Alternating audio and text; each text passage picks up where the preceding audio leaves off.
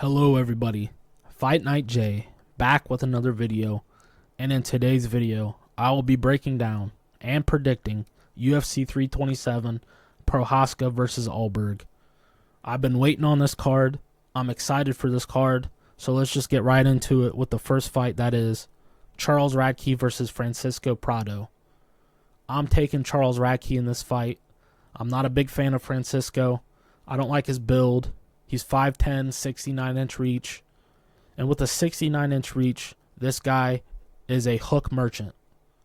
A lot of the shots that he throws is from the hips with his little T-Rex arms. And whether you like it or not, Charles Radtke, win or lose, he's bringing the fight. He's pressuring you. I like his shots better. I think he has straighter shots. I think he's more technical on the feet.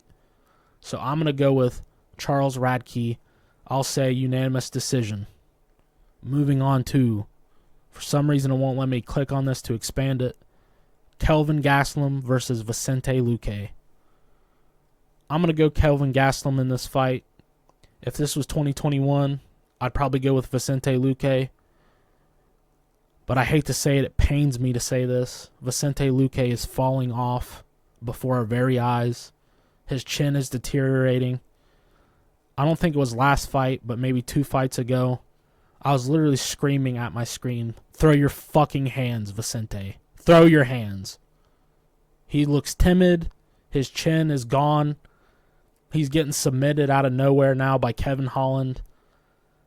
And the Torta still has fight in him, okay? Kelvin Gastelum still has power. He still has fight. I think on the exchanges inside, Kelvin Gastelum's going to catch Vicente Luque. He's going to spook him.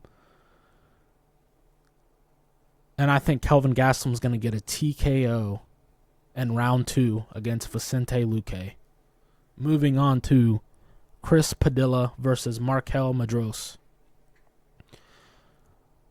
I'm going to go Markel Madros in this fight. I know he's got a 69.5-inch reach like the other guy. But this guy has some of the weirdest movement I have ever seen out of a UFC fighter. Not only is he switching stances, but he's like moving in a way, it's like stop motion almost. It is some weird looking shit the way he moves. And I think it throws off his opponents. Chris Padilla is explosive. I really like his kicks, but he backs up a lot. Markel is strong. I think he's going to pressure him. He's going to move awkwardly in front of him. It's going to throw off Chris Padilla. And I'm going to pick Markel Madros. Unanimous decision over 3 rounds. Moving on to Tatiana Suarez versus Lupi Godinez. This is actually a really good matchup. Lupi Godinez has pretty good takedown defense. And when she does get taken down, she doesn't stay down, which I really like for this matchup here. Tatiana Suarez shoots some stupid-looking takedowns sometimes. But at the same time, she is a good wrestler. You know what? I'm going to go Lupi Godinez in this fight. I'm going to say she withstands all of the shots that Tatiana throws at her. And I think she's just going to outstrike her on the feet because Tatiana's stand-up is not really good. I don't really like her on the feet. So I'm going Lupi Godinez. I'll say decision. Moving on to Mateusz Gamrot versus Esteban Ribovic. I think this is a step up for Esteban, and I think it's a step up too soon. I think Mateusz Gamrot, even though they're both great pressure fighters, I think Mateusz is going to pressure him up against the cage and just show a different level of grappling for this fight against Esteban. I'm going to go Mateusz Gamrot.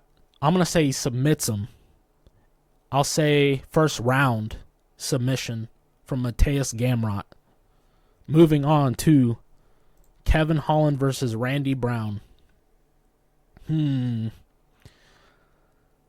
should have probably picked this fight, but I'm just doing this off the top of my head. I have studied for these guys, but this fight is actually really hard to call. Kevin Holland, every time I have picked Kevin Holland for a fight, he's let me down. I picked him up against MVP. I picked him against Wonder Boy. He's let me down every time. So I'm not picking him again. I'm picking Randy Brown. I think he will be more technical on the feet. Kevin Holland, he's powerful. He can knock him out. He can knock Randy Brown out. Randy Brown has been knocked out before. But I don't think this happens this time. Because if I pick Kevin Holland, I just know he's going to lose. So I'm picking Randy Brown. I'm going to say decision over 3 rounds. Moving on to Patricio Pitbull versus Aaron Pico. This is a good matchup. I think these guys are going to want to do the same thing to each other. Going to have similar game plans.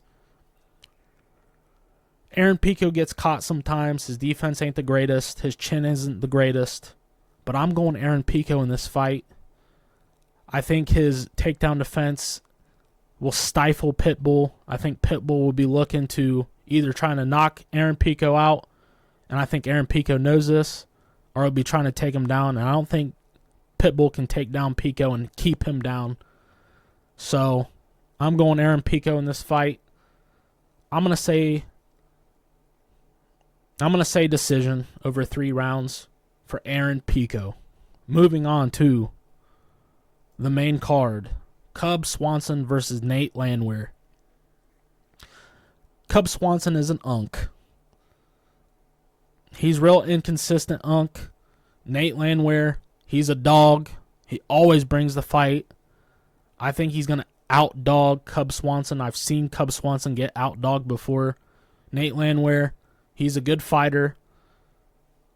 I think Nate Landwehr is going to, I'm going to say TKO or maybe sub. I think he rocks Cub Swanson and then chokes him out unconscious. Nate Landwehr with a big finish. That's what I'm predicting. Moving on to Dominic Reyes versus Johnny Walker. Battle of the chins, this one. I'm going Dominic Reyes in this fight. Johnny Walker is such a goofball, and he's so chinny, like super, super chinny. I think Dominic Reyes throws a 1-2, catches him, knocks him out clean, like cold. Like Johnny Walker is going to be out cold, flash knockout. Dominic Reyes, he's also chinny. He's also on the downslide. I don't know. There's just something about him that is more promising to me than Johnny Walker. Dominic Reyes has more power. Johnny Walker has power as well, but his power is in like jumping into, exploding into something, like a flying knee or some elbow. He's flying into an elbow, and I don't think that happens to Dominic Reyes.